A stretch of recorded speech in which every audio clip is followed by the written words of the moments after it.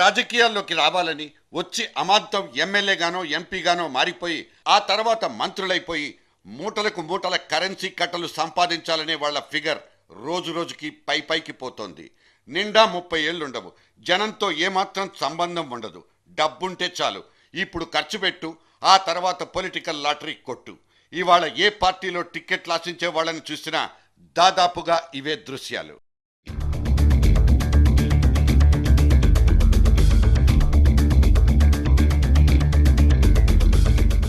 తాజాగా రాజమండ్రిలో bank ATM మోసాల కేసులో అడ్డంగా దొరికిపోయిన ఒక ప్రబుద్ధుడి జాతకాన్ని పోలీసులు బయటపెట్టడంతో రాజకీయ పార్టీల నీడలోనో అటువంటి పార్టీ నాయకుల నీడలోనో నిలబడి అక్రమాలకు తెగబడిపోతున్న నయా ఔత్సాహికుల విశృంఖలత్వాలు తెర మీదకొచ్చేస్తున్నాయి.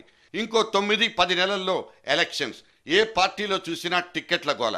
ఇక కొత్తగా పుట్టుకొచ్చిన జగన్ పార్టీలో ఈ గోల మామూలు గోలేమీ కాదు, రొచ్చు.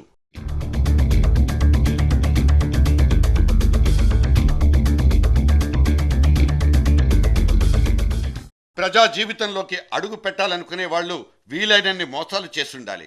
పొట్ట పొడిస్తే అక్షరం ముక్క రాకపోయినా పర్వాలేదు, కాస్తో కూస్తో చదువుకునుంటే ఇంకాస్త బెటర్ ఏమో.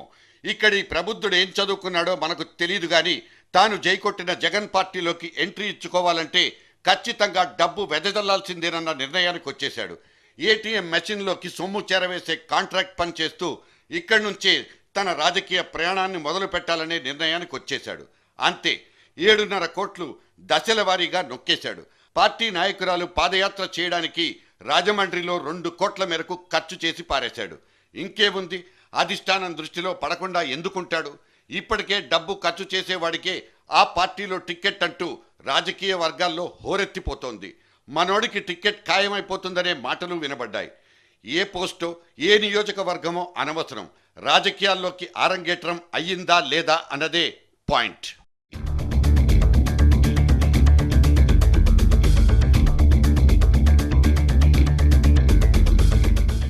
ఈయన పేరు కాశీపేట లింగయ్య. ఒకప్పుడు బీజేపీ, కరీంనగర్ జిల్లా వాస్తవ్యుడు. అక్కడ ఎమ్మెల్యేగా పోటీ చేసి ఓడిపోయిన చరిత్ర కూడా. ఆ తర్వాత తెరాసలోకి ఎంట్రీ ఇచ్చుకొని అక్కడి నుంచి ఎమ్మెల్యేగా పోటీ చేసి అద్భుతంగా గెలిచిపోయినాడు. కట్ చేస్తే అదేదో హ్యూమన్ ట్రాఫికింగ్ అనబడే నీచమైన కేసులో దొరికిపోయి కేసులు ఎదుర్కొంటున్న రాజకీయ నిందితుడు, అక్యూజ్డ్ పొలిటీషియన్.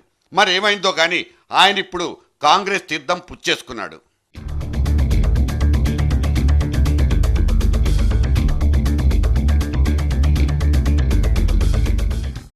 ఇక మనకు తెలిసిన కోలా కృష్ణమోహన్ మాయదారి కథ ఉండనే ఉంది. తెలుగుదేశం అధినేత చంద్రబాబుతో ఈ దొంగ లాటరీ మాయగాడు కలిసి చేసిన చిన్న రాజకీయపు నిర్వాకం ఆయన్ని ఈ రోజుకి ముల్లై గుచ్చుకుంటూనే ఉంటుంది. పార్టీకి చందా ఇచ్చిన నేపథ్యంలో ఈ కోలా ఆడిన నాటకం బట్టబయలేదాకా అతగాడు తిప్పేసిన చక్రాలకు అంతే లేదు. కాంగ్రెస్, టీఆర్ఎస్, తెలుగుదేశం, బీజేపీ ఒకటేమిటి, దేశంలో ఏ రాష్ట్రంలో ఏ మూల చూసినా గూండాలు, దగుల్బాజీలు, మోసగాళ్లు, పక్కా నేరగాళ్లంతా రాజకీయాల మాటున సేదదీరే వాళ్లే. ఇప్పుడు సేదదీరిన నేపథ్యాలు వదిలేసి నేరుగా పాలిటిక్స్లోకి ఎంట్రీ ఇచ్చుకునే వాళ్లే ఎక్కువ.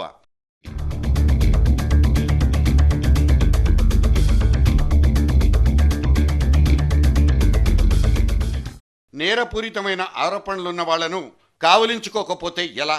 వాళ్లకు ఆశ్రయం ఇస్తేనేగా తమ పార్టీకి కాస్తో కూస్తో ఆర్థికపరమైన ఆసరా లభించేది అంటూ అన్ని పార్టీలు ఆలోచిస్తుండబట్టే ఇక్కడ జనాల్లో అటువంటి ఖచ్చితమైన అభిప్రాయాలు ఏర్పడిపోతున్నాయి.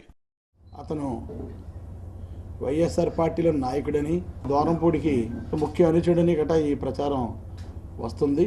అందరికీ నేను తెలియపరిచేది ఒకటే, మొట్టమొదట కార్యక్రమం అతను నాకు పరిచయం కూడా లేదు. అందరూ అతను ఏదో ప్రోగ్రాం పెట్టుకుంటాడండి అంటే చీర పంపిణీ కార్యక్రమం అంటే ఆ రోజు ఆ కార్యక్రమానికి నేను వెళ్ళటం జరిగింది. అతన్ని ఒక కార్యకర్తగానే మేము గుర్తించాం తప్ప అతను ఏ విధమైన నాయకుడు కాదు వైఎస్ఆర్ పార్టీలో. ఇది ఒకానొక రెస్పెక్టబుల్ అండ్ రెస్పాన్సిబుల్ ఎమ్మెల్యే గారి సూపర్ సిన్సియారిటీ. చిన్న రిబ్బన్ కటింగ్ ఉంది, రమ్మంటే వెళ్ళా, పార్టీలోకి వస్తానంటే ఓకే చెప్పా, అంతే.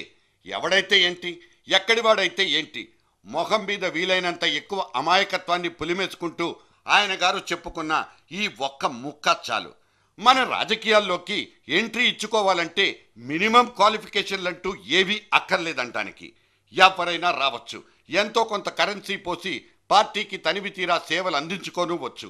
ఇవాళ అడ్డంగా దొరికిపోయిన ఈ ఏటీఎం దొంగోడు సాధారణ కార్యకర్తే కావచ్చు. రేపు నాయకుడైపోతాడని, ఆ మర్నాడు ఇంకా ముదిరిపోయి మహానాయకుడైపోడని గ్యారంటీ ఏదైనా ఉందా? రేపటి రోజున కూడా ఇదే కంత్రీతనం కంటిన్యూ అయిపోదన్న వారంటీ ఎక్కడైనా ఉందా? ఆకు రౌడీలు, ఆవారాగాళ్ళు, అక్షరం ముక్క తెలియని ఏలిముదరోళ్ళు సిగ్గు విడిచి చెప్పుకోదలిస్తే వీళ్ళేనా మన చట్టసభల్లో కుర్చీలేసి కూర్చున్న పెద్ద మనుషులు? అందరూ కాకపోయినా కొందరిలో కొందరైనా ఫలితాలు వచ్చిన ప్రతిసారి పార్లమెంటులో ఇంతమంది, అసెంబ్లీలో ఇంతమంది అంటూ క్రిమినల్ చరిత్రలున్న ఘరానాగాళ్ళందరినీ లెక్క పెట్టుకోవడం చూస్తూనే ఉన్నాం. కానీ ఈ కర్మం ఇంకా ఎన్నాళ్ళు? శ్రీధర్ రెడ్డి అనబడే ఈ పొల్యూటెడ్ పొలిటీషియన్ ఎపిసోడ్లోనే కొన్ని పాత కొత్త పేర్లు వాళ్ళ నోళ్ల వెంబడే జాలువారిపోతుంటే ఇవే మన జ్ఞాపక శక్తికి పరీక్షలు కూడా.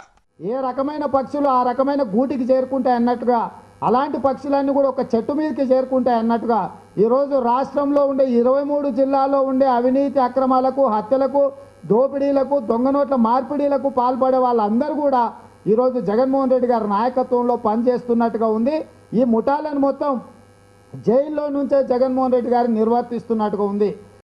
ఇదే తెలుగుదేశం పార్టీలో ఒక మంత్రిగా ఉన్నటువంటి వ్యక్తి మీద, కృష్ణ యాదవ్ గారి మీద మరి స్కామ్లో జైల్లో శిక్షణ వచ్చినటువంటి వ్యక్తిని మళ్ళీ తిరిగి మీరు నిన్న పార్టీలో చేర్పించుకోలేదా? అదేవిధంగా ఎమ్మెల్యేల మీద రేపు కేసులు ఉన్నాయి మీ పార్టీలో ఉన్నటువంటి. ఇక ఆ పార్టీ అధినేతను కూడా కార్నర్లోకి నెట్టేయడానికి అపోజిషన్ వాళ్లకు ఇక్కడ ఉందో పర్మనెంట్ రూట్. నువ్వు ఓడిపోగానే ఎన్టీ రామారావు గారి పంచన చేరావు. పంచన చేరి చివరికి ఆయనకే ఎసరు పెట్టి పిల్లనిచ్చిన మామ అనేది కూడా మరచిపోయి ఆయన్ని అధికారంలోనికి దించేసి గొంతు నులిమి చంపేసినటువంటి వ్యక్తివి నువ్వు కాదా అని అడుగుతా ఉన్నా. రాజకీయ వెన్నుపోట్లకు బ్రాండ్ అంబాసిడర్ అంటూ ఈ మైకేల్ మహారాజులంతా ఎంత గొంతు చించుకున్నా మామగారికి పొడుచుకున్న వెన్నుపోట్లు, అలవోకగా జరిగిపోతున్న పార్టీ ఫిరాయింపులు ఇవేవీ కోర్టు పరిధిలోకి రావు. నీతి నిబద్ధతల కిందకే వచ్చేది. ఎలాగో మన పాలిటిక్స్ నుంచి నైతికత అనబడే సబ్జెక్ట్ ఎప్పుడో ఎలిమినేట్ అయిపోయింది కనుక ఇవాళ క్రిమినల్ కేసులు, వాటి మీద కోర్టులు ఇచ్చే తీర్పుల మీద మాట్లాడుకుంటేనే బెటర్.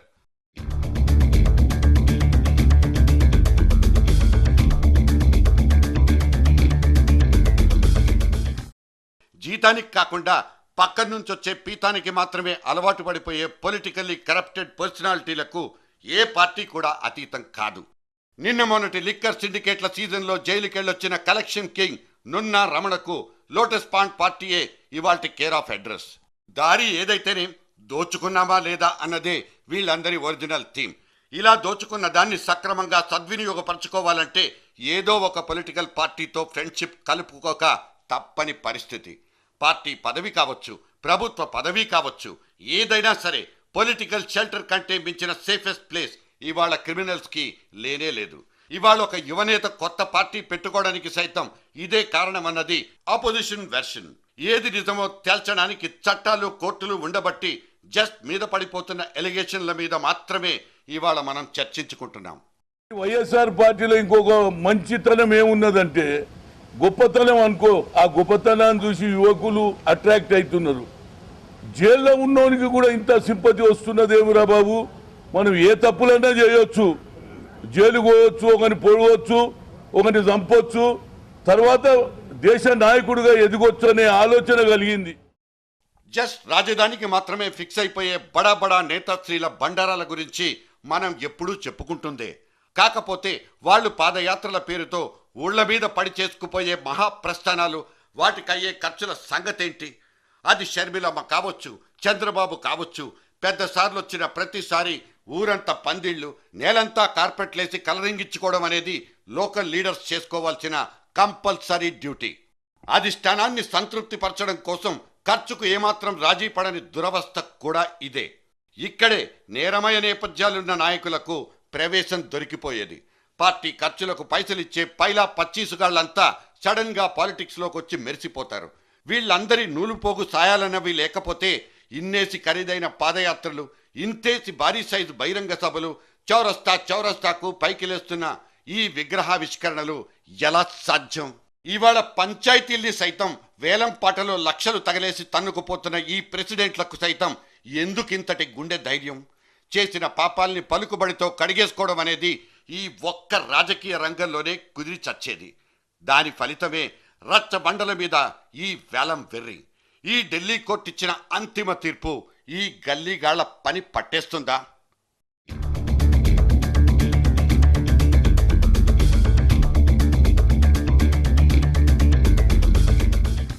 మూతి మీద మొలక మీసాలోళ్ళు, ఆందోళనలో రాళ్లు విసిరేవాళ్ళు, ఎంతటి ఘోరాలకైనా తెగబడిపోయే వాళ్ళంతా ఇప్పుడు రాజకీయాల్లోకి ఎంట్రీ ఇచ్చుకునే వాళ్లకు ముడి సరుకుగా ఉపయోగపడిపోతున్న దాఖలాలు ప్రతి చోట కనిపిస్తాయి. ఏ కేసులో ఇరుక్కున్నా సరే రేపు కాబోయే మా ఎమ్మెల్యే రక్షిస్తాడనే ఘోరమైన నమ్మకమే ఇవాల్టి యూత్ను పీకల్లోతు బురదల్లోకి లాగి పారేస్తోంది. బిర్యానీలు, బీర్ బాటిళ్లు, సెల్ ఫోన్లు, మోటార్ బైక్ల ఆశల్లో తమ నిండైన జీవితాన్ని పడేసే దృశ్యాలు ఇవాళ ఏ చిన్న టౌన్కి వెళ్ళినా ఇట్టే కనిపిస్తాయి. రాజకీయాలు తప్పు కాకపోవచ్చు, కానీ తప్పుడు రాజకీయాల చేతుల్లో నడిచే రాజకీయమే ఇవాల్టి మన వ్యవస్థను పురుగుల్లా తొల్చేస్తోంది.